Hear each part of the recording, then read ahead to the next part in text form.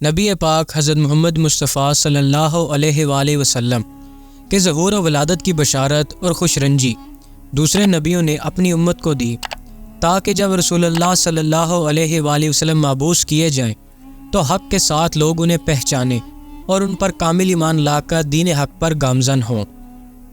حضرت ابراہیم و اسماعیل، حضرت موسیٰ، حضرت نوح اور حضرت عیسیٰ علیہ السلام نے ہزاروں سال قبل آخری نبی حضرت محمد صلی اللہ علیہ وآلہ وسلم کے متعلق پیشن گوئیاں اپنی امت سے کر دی تھی۔ نہ صرف پیشن گوئیاں بلکہ آپ علیہ السلام پر نازل ہونے والی کتابوں میں بھی آپ صلی اللہ علیہ وآلہ وسلم کا ذکر، آپ کی نشانیاں اور آخری نبی کے ساتھیوں یعنی اصحاب رسول کا ذکر بھی ملتا ہے، جو کہ آپ صلی اللہ علیہ وآلہ وسلم کی دعوت کو قبول کر کے دین اسلام کے لیے مددگار ثابت ہوئے۔ نبی اکرم صلی اللہ علیہ وآلہ وسلم کی اہل بیت اور اصحاب نے جب دین کی اشاعت کا کام شروع کیا تو یہود و نصارہ نے ان کی نشاندہی کی اور ان کی کتابوں میں لکھی گئی باتیں حرف بحرف سچ ثابت ہوئیں۔ آپ صلی اللہ علیہ وآلہ وسلم کی اہل بیت علیہ السلام نے دین کی خاطر جو قربانیاں اور شہادتیں دی وہ بھی ان یہودی اور نصارہ پر عیاں تھی۔ آپ صلی اللہ علیہ وآلہ وسلم کے نواسے امام عالی مقام امام حسین علیہ السلام نے میدان کربلا میں اپنا خون بہا کر انسانیت کو باطل کے آگے نہ جھکنے کا ایک زبردست پیغام دیا، جو تا قیامت نبی صلی اللہ علیہ وآلہ وسلم کی انتباہ کرنے والوں کے لیے مشعل راہ ہے۔ امام حسین علیہ السلام کی شہادت کے متعلق آپ صلی اللہ علیہ وآلہ وسلم سے پہلے آنے والے نبیوں کو بھی آگاہ کیا گیا، خصوصاً بنی اسرائیل کے انبیاء اکرام کو۔ لہٰذا حضرت سلمان علیہ السلام کا ایک مشہور واقعہ ہے جو شہادت امام حسین علیہ السلام کی عظمت اور مرتبے کی گواہی دیتا ہے۔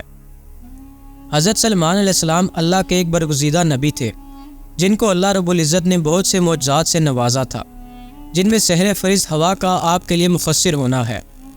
ہوا کو آپ علیہ السلام کے تابع بنا دیا گیا تھا۔ آپ علیہ السلام اپنے تخت پر بیٹھ کر صبح کے وقت دمشق سے روانہ ہوتے تو شام تک استخار پہنچ جاتے۔ آپ علیہ السلام دو شہروں کے درمیان اتنی تیز رفتاری سے سفر کیا کرتے تھے کہ جن کا درمیانی فاصلہ تقریباً 1 ماہ کی مسافت ہوتی۔ ایک دن حضرت سلمان علیہ السلام اپنے تخت پر بیٹھے ہوئے سفر کر رہے تھے جب ہوا آپ علیہ السلام کے تخت کو اڑاتے ہوئے میدان کربلا کے اوپر پہنچی تو ہوا نے تخت کو 3 مرتبہ ایسی حرکت دی کہ حضرت سلمان علیہ السلام کو گرنے کا خدشہ ہوا۔ اس کے بعد ہوا ٹھہر گئی اور آپ علیہ السلام کا تخت زمین پر اترا۔ حضرت سلمان علیہ السلام نے ہوا پر عتاب کیا کہ وہ ٹھہر کیوں گئی، کیا سبب تھا؟ ہوا نے آپ علیہ السلام سے عرض کی کہ اس زمین پر امام حسین علیہ السلام شہید ہوں گے۔ حضرت سلمان علیہ السلام نے پوچھا یہ حسین کون ہے؟ تو ہوا نے کہا حسین علیہ السلام نواسے رسول خدا صلی اللہ علیہ وآلہ وسلم ہے۔ آپ حضرت محمد صلی اللہ علیہ وآلہ وسلم کے نور چشم اور فرزند ہیں۔ حضرت سلمان علیہ السلام نے کہا ان کو قتل کون کرے گا؟ کون ہوگا ان کا قاتل؟ ہوا نے کہا ان کا قاتل روح زمین کا بدبخت ترین انسان ہوگا، سب اہل آسمان و زمین اس پر لعنت کرتے ہیں۔ پھر حضرت سلمان علیہ السلام نے اپنے ہاتھ دعا کے لیے اٹھائے اور قاتلان حسین علیہ السلام پر لعنت کی، جس پر تمام چرند پرند اور جنات نے آمین کہا۔